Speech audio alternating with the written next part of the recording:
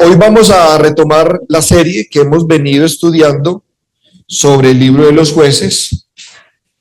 Hoy vamos a estudiar el capítulo 9, pero para que lo tengamos presente, hasta acá hemos estudiado la opresión de varias naciones en diferentes tiempos que ha sufrido la nación de Israel en este tiempo.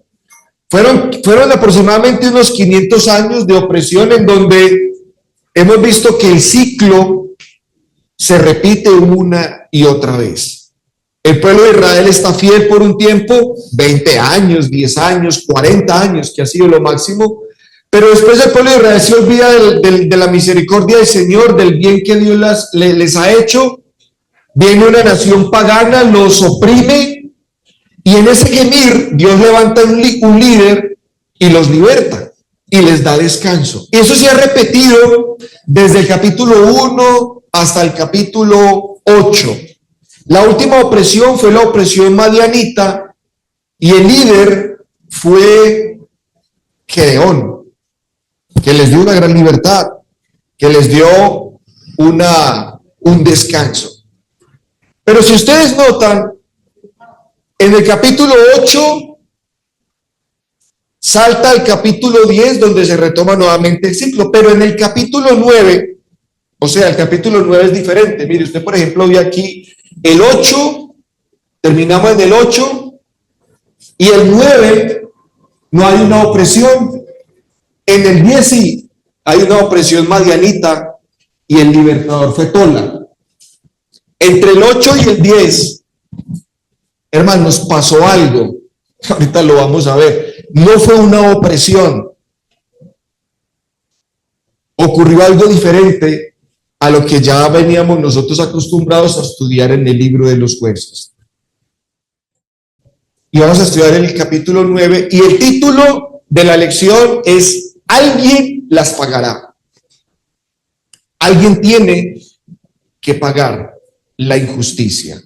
Esta imagen que yo les voy a mostrar son unos niños de la etnia Tutsi que están buscando a sus padres, estaban huyendo de una masacre que el mundo fue testigo, y es el genocidio de Ruanda en el año de 1994. Y les voy a contar la historia.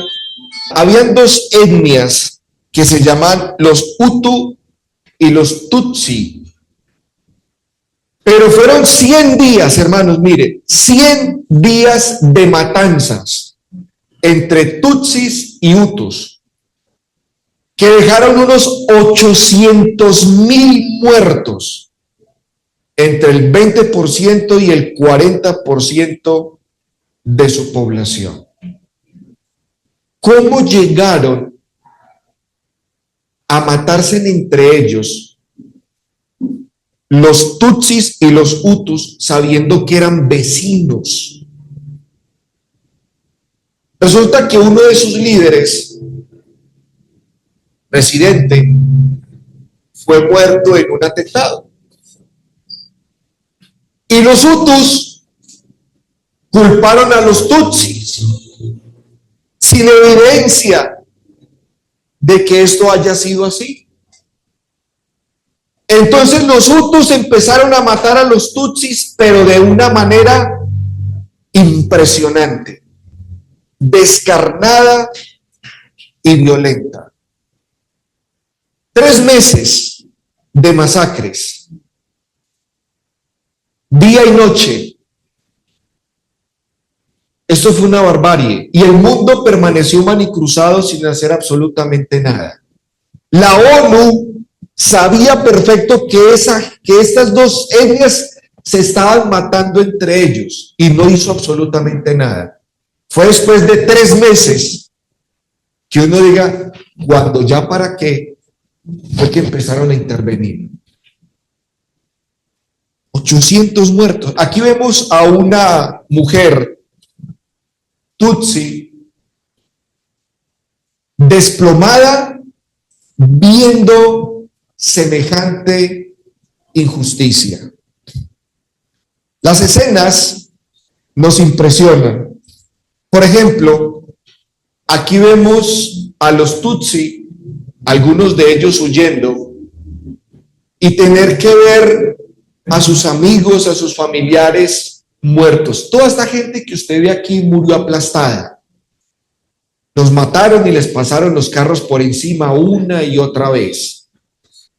Muchos huyendo fueron encontrados en las carreteras y los masacraron. Los que empezaron el genocidio, que eran personas del gobierno, a ambos pueblos les entregaban las armas para que se mataran entre ellos. Y para no gastar munición, les entregaban bates, machetes, cuchillos, o sea, se mataban con lo que encontraban. Las escenas, hermanos, son desgarradoras. Miles y miles de Tutsi huyendo para no ser masacrados. Después del genocidio vino el cólera, las enfermedades, que también se llevó otra cantidad de personas. Ni se diga los reportajes de las violaciones que hicieron contra las mujeres.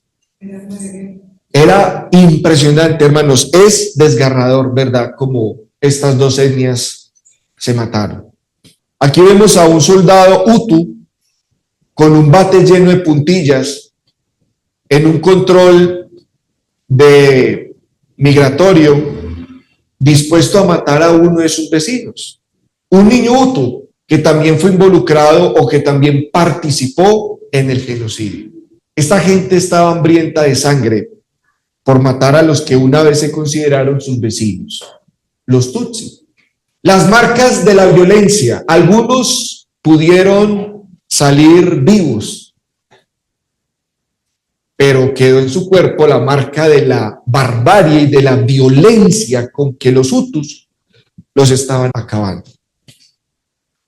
Aquí hay un niño Tutsi descansando, pero se le cortó sus extremidades. ¿Qué fue la vida de esta gente, de los Tutsi?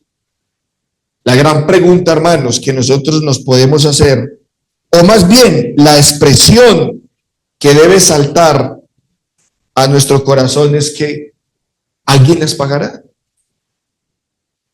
Un hombre abusa de su esposa, le arrebata a sus hijos y lo detiene la policía y no lo condena, lo deja libre. Y es más, le encarga la custodia de sus hijos a la persona violenta. Y uno dice, pero esa injusticia, ¿qué? Una persona toma un carro, está ebria, alcohólica, y va y mata por su ebriedad, por su imprudencia, va y mata a unos niños en un accidente automovilístico. Y el borracho tiene la actitud sinvergüenza de demandar al Estado y lo indemniza. Y los niños que mató por su imprudencia, ¿quién paga por eso? Un hombre es hallado culpable de asesinar a su esposa y le dan libertad. Un sacerdote católico viola cualquier cantidad de niños y simplemente lo que hace el Vaticano es cambiarle de capilla, lo manda para otro lado. Y las víctimas y los niños. Nuestro país lleva más de 50 años, hermanos, todos nosotros siendo testigos de la violencia, del desplazamiento, del secuestro, víctimas que no han sido resarcidas, y los criminales están sueltos ahí, y en el gobierno, muy caricampantes, y alguien tiene que pagar. Alguien las pagará. A veces, hermanos, nuestra indignación contra la injusticia proviene de nuestra propia experiencia personal. Alguien nos mintió, alguien nos defraudó, un amigo nos traicionó, alguien en quien confiamos, le prestamos cierto dinero, confiamos en él, hicimos un negocio y al último nos robó y quedamos nosotros en una situación bien difícil porque fuimos lastimados, fuimos despojados y nos enojamos y deseamos que se haga justicia. Y así como incrementa la justicia, incrementa el número de personas diciendo que se haga justicia. Alguien las pagará. Esto nos hace pensar en uno de los salmos imprecatorios que encontramos nosotros en el Antiguo Testamento, en donde el salmista expresa con un lenguaje desgarrador su corazón implorando justicia. Uno de los salmos imprecatorios es el Salmo 109 y vamos a leer desde el versículo 6 hasta el versículo 15 y nos vamos a identificar con el sentimiento del salmista. Y así muchas personas en estos momentos están deseando que se haga justicia. Y este salmo parece un poco contradictorio con el sentimiento cristiano que tiene que ver con el amor al prójimo. Pero una realidad, hermanos, es que el corazón humano, cuando se encuentra bajo un abuso, bajo una injusticia, clama justicia. Y vamos a leer el versículo 6 donde dice el salmista, pon sobre él al impío. O sea, pues el salmista está pidiendo venganza, que alguien pague por sus crímenes. Y el salmista dice que este que le ha causado agravio, Dios ponga sobre él al impío. Y Satanás esté a su diestra. Imagínense lo que le desea. Cuando fuere juzgado, salga culpable. Y su oración sea para pecado. Sean sus días pocos. Y tome otro su oficio. Sean sus hijos huérfanos y su mujer viuda. Y continúa el versículo 10. Dice, anden sus hijos vagabundos y mendiguen. Y procuren su paz lejos de sus desolados hogares. Que el acreedor se apodere de todo lo que tiene y extraños saquen su trabajo. No tengan quien le haga misericordia, ni haya quien tenga compasión de sus huérfanos. Versículo 13 al 15 dice, su posteridad sea destruida en la segunda generación, sea borrado su nombre. Venga en memoria ante Jehová la maldad de sus padres y el pecado de su madre sea borrado. Estén siempre delante de Jehová y él corte de la tierra su memoria.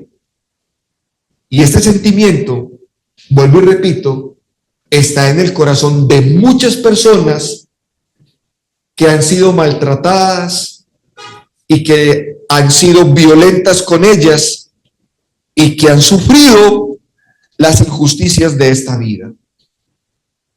Alguien tiene que pagar.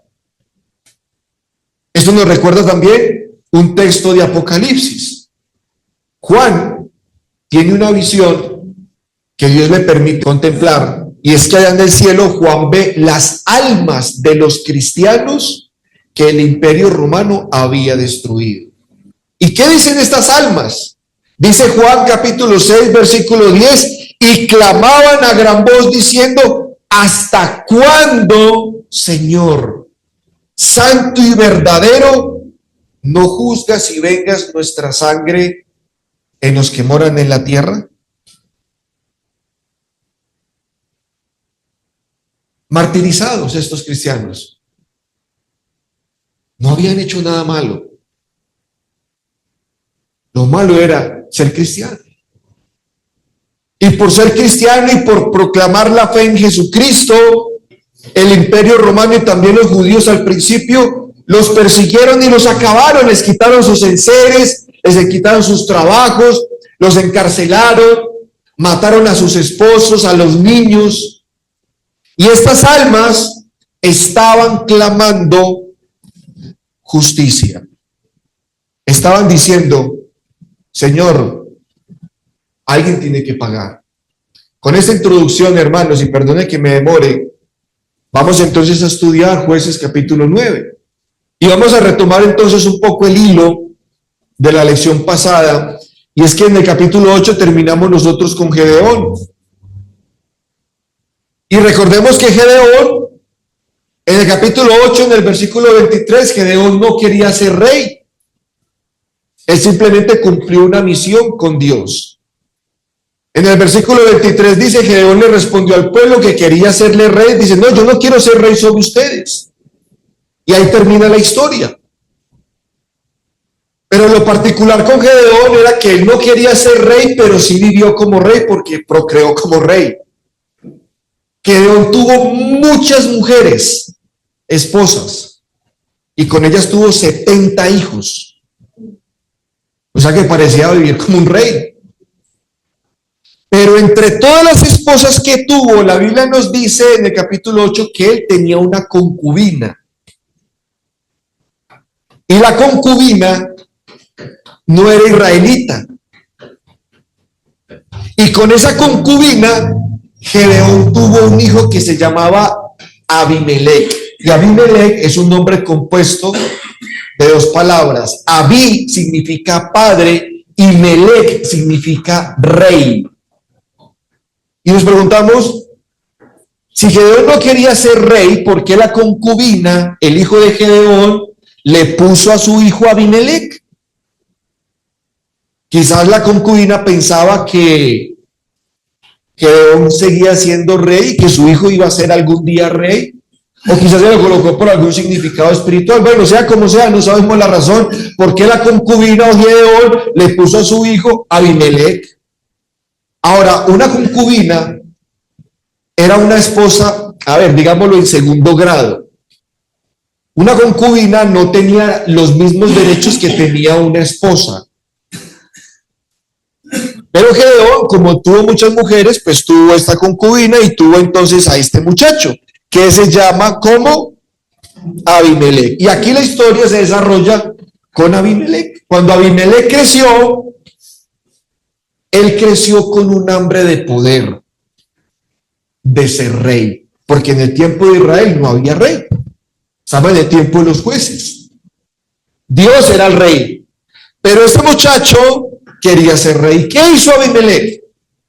Abimelec entonces hizo lo siguiente. Vamos a leer capítulo 9, versículo 1 y 2. Dice Abimelec, hijo de Jerobaal, o sea, pues de Gedeón, porque a Gedeón se le cambió el nombre, fue a Siquem, a los hermanos de su madre, y habló con ellos y con toda la familia de la casa del padre de su madre, diciendo, yo ruego que digáis a oídos de todos los de Siquem, ¿qué os parece mejor? Que os gobierne 70 hombres, o sea, pues, sus hermanos. Gedeón tuvo 70 hijos, entre ese Abimelec.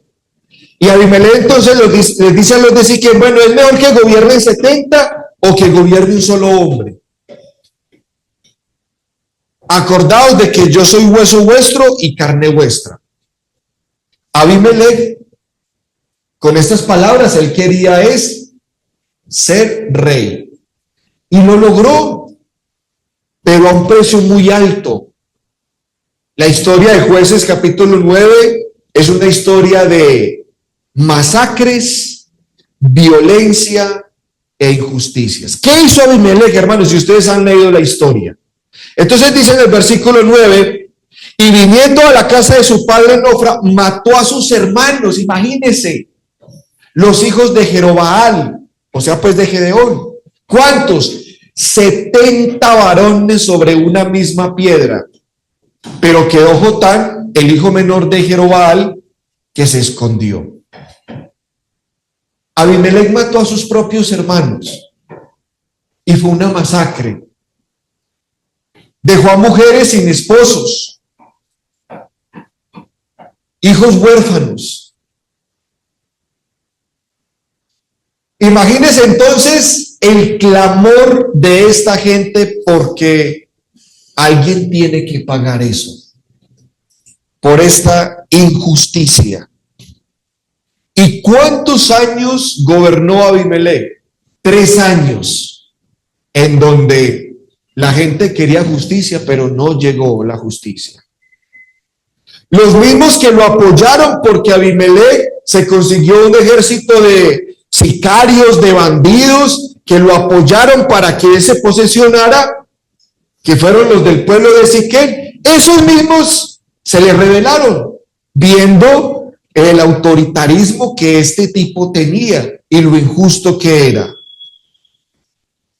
En el versículo 7 del capítulo 9, Jotam, que fue el que huyó de la masacre, dice en este verso: cuando se lo dijeron a Jotam, fue y se puso en la cumbre del monte de Gerizim, y alzó su voz, clamó y les dijo: oídme, varones de Siquem, y así os oiga Dios.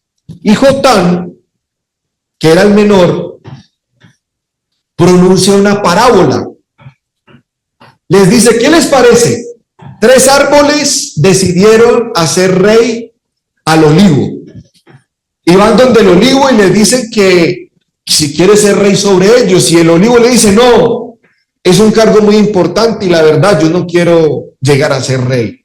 Entonces estos 3 árboles fueron y hablaron con la higuera. Y la higuera les dice: no, yo tengo cosas muy importantes para ser rey. Y desecha la propuesta. Entonces los 3 árboles van donde la zarza y le proponen a la zarza que sea rey. Y la zarza dice: sí. La zarza no es el mejor árbol. La zarza es un árbol espinoso. Tiene una connotación negativa en el Antiguo Testamento. Pero la zarza quiso reinar. Imagínense la metáfora que usa Jotam con Abimelech. Esa era la clase de varón. En vista de tanta injusticia, el pueblo de Siquem se rebela. Porque fueron 3 años, como dice en el capítulo 9, versículo 22, después que Abimelech hubo dominado sobre todo Israel 3 años. Entonces, ¿qué pasó con Siquem? Hubo una revuelta. Hubo un movimiento revolucionario. No, vamos a tumbar a ese rey, nos rebelamos, las injusticias que él está cometiendo, entonces se rebela. ¿Y qué pasó, hermano? Resulta que Abimelech se dio cuenta, de la revolución que le estaban levantando. ¿Por qué? Porque el pueblo estaba cansado y quería ¿qué? Justicia. El pueblo clamaba: Señor, ¿hasta cuándo, Dios santo, verdadero, juzgas nuestra sangre? Entonces se levantó la revolución, la revuelta de Siquem. Capítulo 9, versículos 22 y 25 dice: después que Abimelech hubo dominado sobre Israel 3 años, dice el versículo 23, envió Dios un mal espíritu, entre Abimelech y los hombres de Siquem. ¿Por qué? Por el pecado que Abimelech había cometido contra sus hermanos, la masacre que hizo. Los hombres de Siquem, lo habían nombrado al rey. Ambos eran culpables, el pueblo y Abimelech. Y los de Siquem se levantaron contra Abimelech. 24, para que la violencia hecha a los 70 hijos de Jerobaal y la sangre de ellos recayera sobre Abimelech su hermano, que los mató, y sobre los hombres de Siquem, que fortalecieron las manos de él para matar a sus hermanos, se levanta esta guerra entre ellos. Abimelech, enterándose de la revolución, les dijo: ¿se van a rebelar? Entonces los voy a exterminar. Y los exterminó. Abimelech tomó a sus hombres, se fue contra Siquem y barrió esa ciudad. Otra masacre. Versículo 25, y los de Siquem pusieron en las cumbres de los montes acechadores que robaron a todos los que pasaban junto a ellos por el camino, de lo cual fue dado aviso a Abimelech. ¿Y este qué hizo? Versículo 45, y Abimelech peleó contra la ciudad todo aquel día y tomó la ciudad y mató al pueblo que en ella estaba. Otra masacre, hermanos. Y asoló la ciudad y la sembró de sal. En otras palabras, la exterminó. Había otro pueblo cerca y a Abimelech se le dio la idea de que de pronto la revolución había llegado allá y dijo: bueno, los vecinos de esta ciudad de Siquem también tengo que ir a exterminarlos, y va a exterminarlos. Y cuando Abimelech llega a la ciudad a exterminarla, empezando por una de sus torres, él, confiado de su victoria, se arrimó a la torre y por descuido una mujer que estaba en la torre le lanzó una rueda de molino, una piedra de molino sobre la cabeza de Abimelech y lo mató, le rompió el cráneo. Eso lo leemos en el versículo 53. La lección para nosotros, vamos a leer ahí en el versículo 53 y versículo 54 de Génesis 9. Mas una mujer dejó caer un pedazo de una rueda de molino sobre la cabeza de Abimelech y le rompió el cráneo. Entonces llamó apresuradamente a su escudero, o sea, Abimelech, y le dijo: saca tu espada y mátame, para que no se diga de mí, una mujer lo mató. Y su escudero le atravesó, ¿y qué? Y murió este personaje. Era una gran tragedia para un hombre morir en ser derrotado en la guerra, pero era una vergüenza que una mujer lo matara. Por eso él, el último suspiro en su vida, hizo que su escudero más bien lo matara, para que no se regara el cuento de que hubiera sido una mujer. Ahora, hermanos, miren, la lección para nosotros es que Dios pagó esa cuenta, Dios cobró esa cuenta. En Jueces 9, y si usted tiene ahí su Biblia, por favor, hermano, remarque ese versículo, porque esa es la lección del capítulo 9. Dice en el versículo 56, así pagó Dios a Abimelech que el mal que hizo contra su padre, matando a sus 70 hermanos. Y la frase en el versículo 56 es la que nos llama la atención. Se la puse en rojo. Téngalo presente, hermanos. Así pagó Dios. Si continuamos la lectura, en el versículo 57 dice: todo el mal de los hombres de Siquem lo hizo Dios volver sobre sus cabezas, y vino sobre ellos la maldición de Jotán, hijo de Jerobbaal. Hermanos, Dios pagó. Este hombre mató a sus hermanos, 70 hermanos, una masacre. Su propia familia. El pueblo de Siquem estuvo de acuerdo. Luego, este mismo Abimelech exterminó al pueblo de Siquem y exterminó al pueblo vecino también. 2 masacres. ¿Cuánta gente murió, hermanos? No lo sabemos. Todo por el pecado de un hombre. Y hermanos, el mundo está lleno de injusticias, como la que pasó en Ruanda en el año de 1994 y las imágenes que yo le mostré. ¿Alguien tiene que pagar? Sí, alguien tiene que pagar. Las escrituras nos enseñan que Dios es justo. Amén. Y que Él juzgará al mundo con justicia. En Romanos capítulo 12, versículo del 17 al 21, ¿qué nos dice el Señor? No paguéis a nadie mal por mal, procurad lo bueno delante de todos los hombres. Si es posible, en cuanto dependa de vosotros, estad en paz con todos los hombres. Versículo 19, no os venguéis vosotros mismos, amados míos, sino dejad lugar a la ira de Dios, porque escrito está: mía es la venganza, que yo pagaré, dice el Señor. Conecte estos 2 versículos, Jueces 9, versículos 56 y 57, que dice: Dios pagó, le pagó a Abimelech el mal que hizo. Romanos 12 dice en el versículo 19: yo pagaré, dice el Señor. Hermanos, toda injusticia no quedará impune. Todo pecado, toda violencia, toda masacre, toda muerte, todo abuso, toda violación, todo secuestro, eso no quedará así.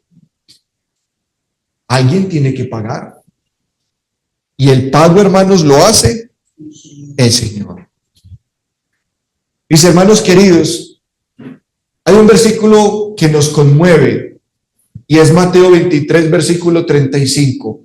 Cuando Jesucristo nombró sobre Jerusalén, señaló sobre Jerusalén la maldición sobre el pueblo de Israel. En el versículo 35 Dios les dice, para que venga sobre vosotros toda la sangre justa que se ha derramado sobre la tierra. Imagínense, desde la sangre de Abel el justo hasta la sangre de Zacarías, hijo de Berequías, a quien matáis entre el templo y el altar.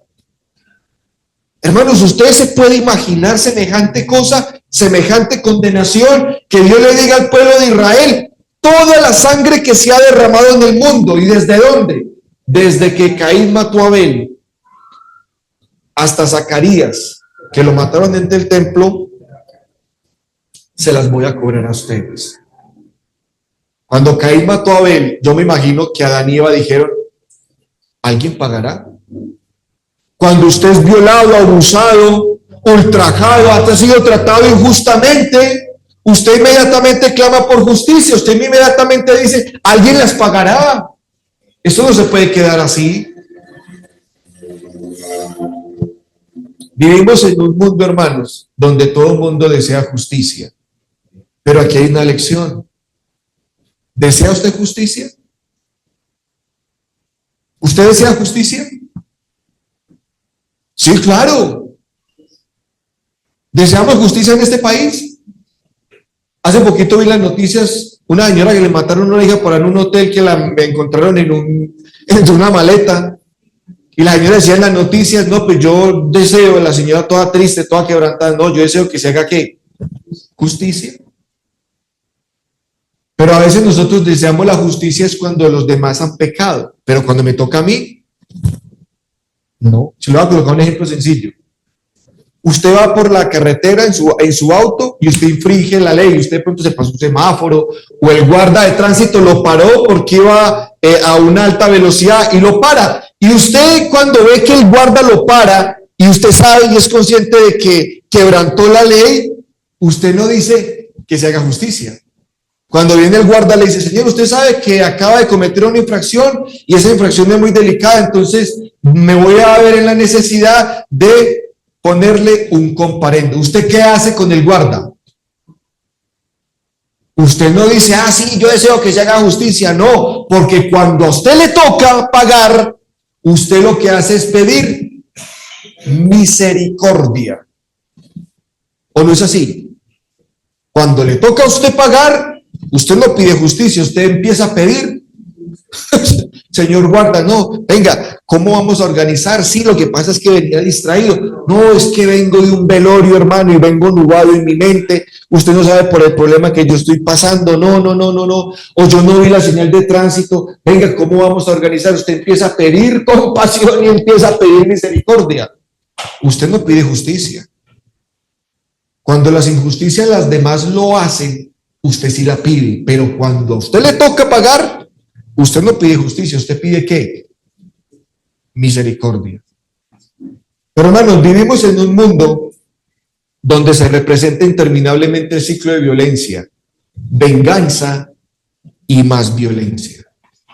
Los jóvenes hoy en día no conocen la historia del país. Los que sí tenemos un buen tiempo ya de edad, sí conocemos la historia del país. Y nuestro país, para vergüenza y dolor nuestro, es una historia en donde Caín mató a Abel y Abel mató a Caín. La guerrilla surge cuando mataron a Jorge Eliezer Gaitán, que era el líder del pueblo. Lo mataron allá en Bogotá. Y a raíz de ese crimen, surge la guerrilla en el país, surge las FARC, surge los grupos armados, revolucionarios ahí a luchar contra ¿qué? El gobierno. Y en vista de que la guerrilla surge y empieza su famosa revolución con ideales que uno dice, bueno, al principio esos ideales como que eran buenos. Pero lo que le pasa a todo revolucionario es que sus ideas al final se trastabillan, se vuelven en contra de ellos mismos, empiezan a practicar lo que una vez ellos condenaron, la opresión y la violencia. Con el tiempo ellos se vuelven así, cuando el pueblo de Colombia empieza a sufrir por la guerrilla, en aquellos lugares distantes en donde no había la fuerza pública, entonces el pueblo se armó y empezaron a armar las convivir o los paramilitares. Los paramilitares surgen como un remedio, no fue ningún remedio, si fue lo peor también, como un remedio para contrarrestar la guerrilla, y surgen entonces estos conflictos entre guerrillas y paramilitares y empiezan las masacres y los colombianos en medio. ¿Cuánta violencia ha sufrido el país y la sigue viviendo a causa de ese conflicto entre revolucionarios y aquellos que se querían defender de ellos? Y la solución fue peor que la misma enfermedad, y hoy en día estamos sufriendo eso. ¿Cuántas víctimas? ¿Cuántos hijos secuestrados? ¿Cuántos niños tomados a la fuerza para involucrarse en ese conflicto? Al menos alguien que usted conozca, sea un familiar, un conocido, ha sido víctima de la violencia. A veces uno conoce un vecino y dice, no, hermano, yo soy desplazado. O un hermano, ¿cómo le parece que a mí me mataron a mi papá en la violencia? O lo mató la guerrilla o lo mataron los paramilitares.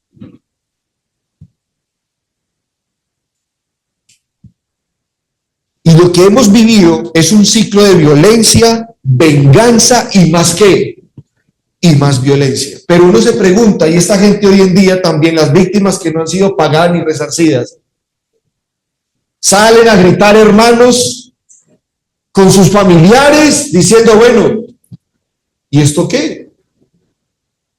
Y mi familia que fue víctima, mi hijo, mi esposo, mi hermano, que fue víctima de esta violencia, entonces, ¿qué?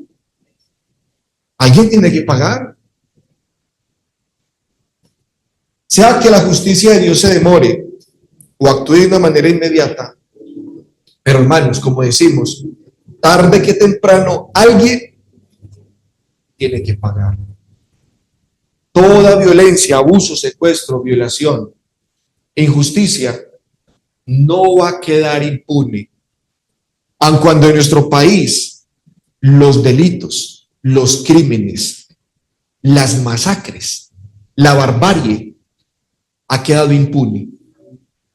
Algunos han sido condenados, pero una gran parte no. Hermanos, Dios nos llama a arrepentirnos.